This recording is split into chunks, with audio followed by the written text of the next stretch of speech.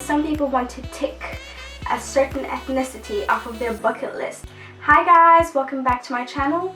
In this video we're going to be talking about interracial relationships struggles. So that means that we're going to be talking about the challenges and all the complications that people in interracial relationships go through. I'm actually in an interracial relationship with a Norwegian man. This is not my first interracial relationship. I've noticed that in all of my different interracial relationships we always seem to have some of the same struggles. One of the biggest struggles is people's stares and some condescending looks.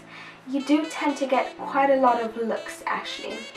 At first I thought I was imagining it, but I noticed that I do get quite a few looks. The hate from your community, especially like in my case, especially the black community, I've noticed that there's a bit of hate, some really tough comments, you know. In French we have this expression, it's called vendu.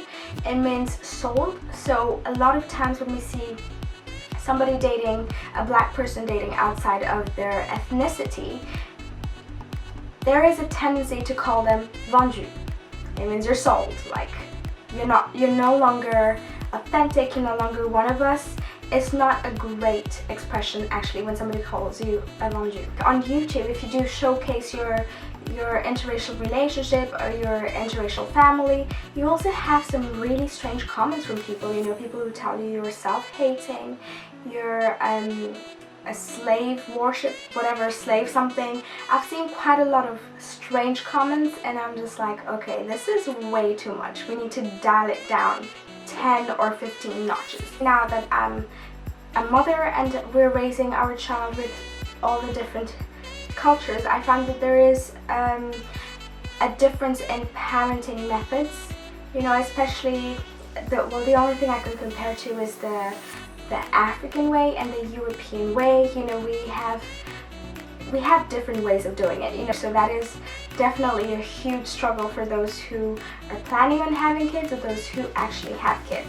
You'll notice it later on if you don't have kids yet. Another struggle is that people tend to make a fetish out of interracial relationships. People are obsessed with interracial relationships and it tends to get a bit weird actually. You have some people who absolutely hate on interracial relationships and people who are obsessed. They want to follow you and everything is all about, oh, your swirl, your mixture and everything. It's a bit strange. I find that sometimes when you do get into interracial relationships with other people, some people don't go into interracial relationships for the right reason. They go into it because they want kids with some feature from the other ethnicity. For example, I don't know, let me just say it off the top of my head, like somebody wants their kid to have what they perceive as good hair.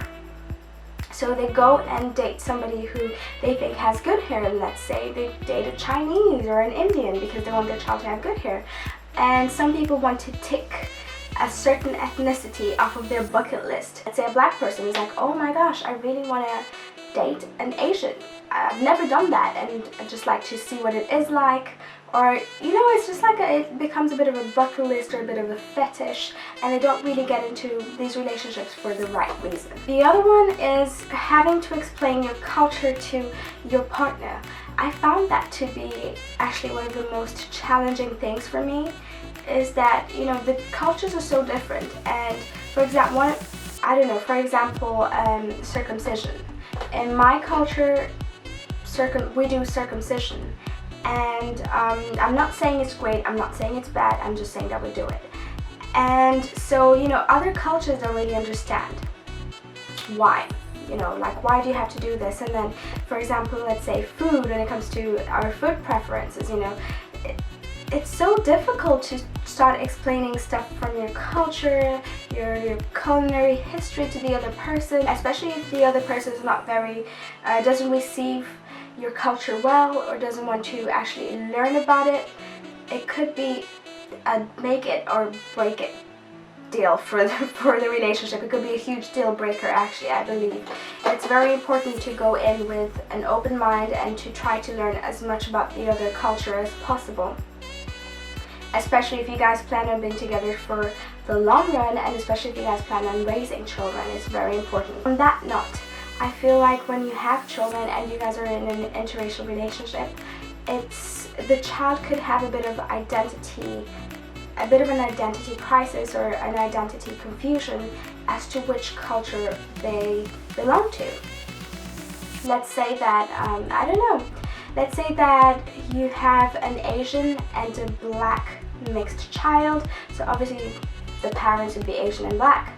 It could be a bit difficult to know just how much of each culture to instill into the child, and to know how the child will receive both cultures, how the child will even be received by both communities. I think that depending on where you're from, you will notice some kind of inequality in between how you're treated and how your spouse is treated. For example, let me just say something really dumb. So for example, we live in Norway, and we live in